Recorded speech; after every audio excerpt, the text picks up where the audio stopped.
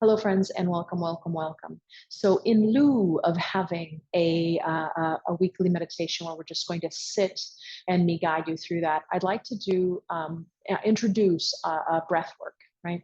And I always bring it in bits and pieces, but that's what it's going to be this week. And I invite you to try it just so you have it as a tool in your tool belt.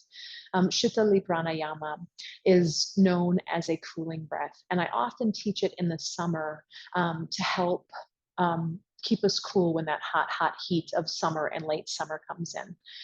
But one of its other amazing benefits is when we find ourselves with big emotions, right? Whether that be sadness or fear or anger. This one is so fantastic for anger because the cooling part of what the cooling part is, and I am going to break it down a little bit. I think it's worth noting because I've had a number of people who are like, cooling breath, okay, because I through my tongue. But here's the deal. What we're actually doing is working with your central nervous system. When those big emotions come in, we are activating our sympathetic nervous system, which is our fight, flight, and freeze system, right? And so when we're in that fight and flight, all of the blood drains away from, digesting and various things. It goes out into our body and it gets us ready to either run the heck out of there or like beat someone up or whatever we need to do, right? And so that heats us up. And when we activate that part of the system, that's one of the physiological things happening in our body. So we're trying to activate the parasympathetic system, the rest and digest system.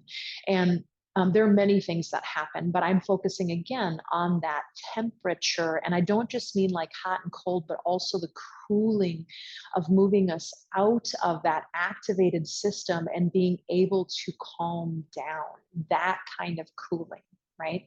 And so when we are in the rest and digest parasympathetic system and we activate that, I shouldn't say when we're in it, when it is activated, the blood starts to move into our organic body again, helps us heal, helps us digest, and that naturally brings that heat away from those external limbs and the running and the having to get ready to do things, right? So we cool down physically, physiologically, emotionally, and mentally. Does that make sense to y'all? So don't be like, oh, a little breath is going to cool my shoe. Cools me down. And I used to think the same thing, by the way.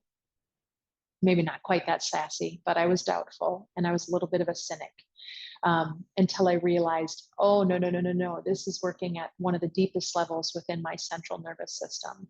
And I work with it and have been working with it. I probably could work with it a little bit more with all of the big emotions that are happening for me, with my mother with a terminal illness, with moving and leaving so many things behind, with moving back into a place that I grew up in where old patterns and old habits and old beliefs are very present for me, right? There's a lot going on, and this breath has been incredibly helpful. Enough talking. So, in an ideal world, we can roll our tongue. Right?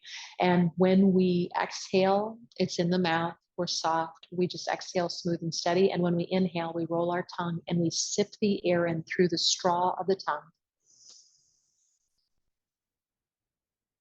Exhale, usual, right? Natural, wave breath, soft belly breath.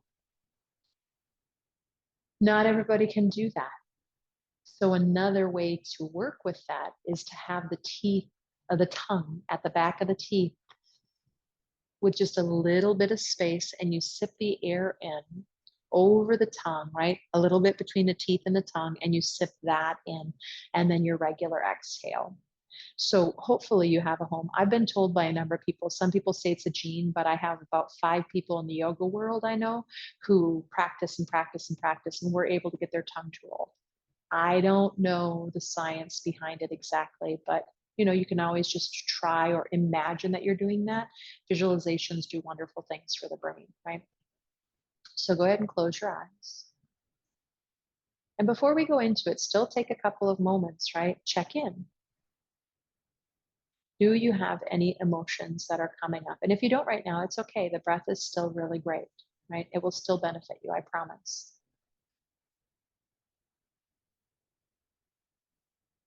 Soften that which you do not need to contract and to use right now. Start to work with that soft belly breath. That is the basis for Sheetali, right? Let's exhale so we're in the same place. In either version, inhale, either curled tongue or tongue at the back of the teeth. And then you'll exhale. I'm going to keep doing my rhythm. You find your rhythm. I'll add one more piece in. Once you feel pretty comfortable and you have that pattern and that rhythm down, play with putting a pause, very slight pause, at the end of the inhale once the inhale's in, and at the end of the exhale once the exhale is out, so that it becomes a 4-part breath. Inhale, pause, exhale, pause.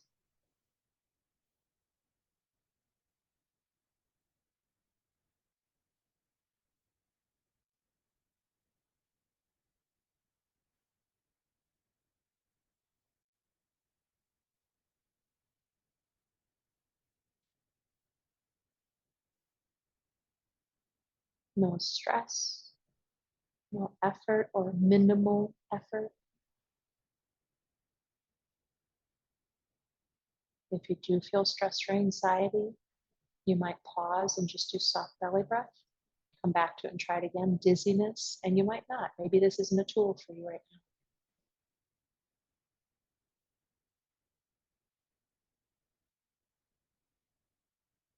And that's okay. There's not one tool that's for every body, for each individual's.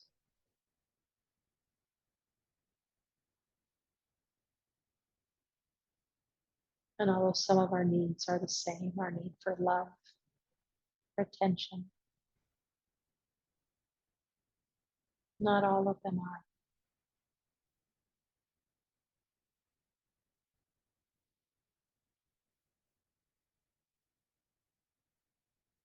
If you have an emotion that was coming up, try to keep doing the breath, but just check into, does it cause restriction in the body, tightness in the chest, throat cinching, jaw clenching?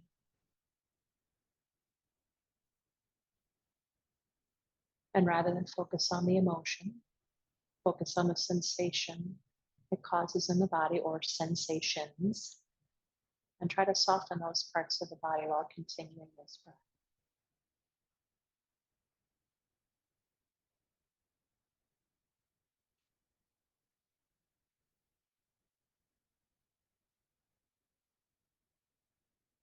Maybe about 2 more.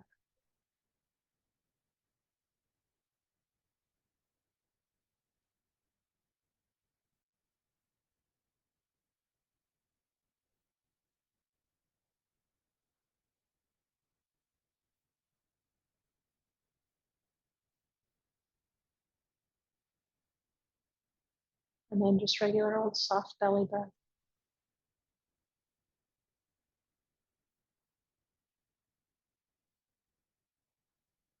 Noticing if any emotions or feelings are there. And again, rather than focusing on the story about the feeling or why it's there, right? Just simply notice if it's anything is happening in the body in reaction to that.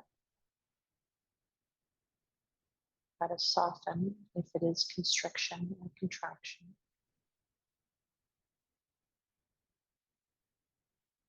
And you can always pick that breath up again at any point in time.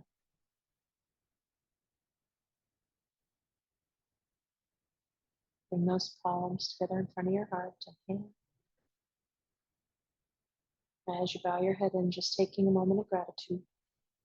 This time of year especially, if you're like me, right, I need to really remember to show up to this practice because it's really easy for me to get depressed and negative during the darker months, the colder months, months without as much sun. May all beings everywhere be well, no exceptions. Namaste. And I would dare say, not to mention everything going on in the world right now. Yeah, I need to do this breath a little more myself. May you be well, friend.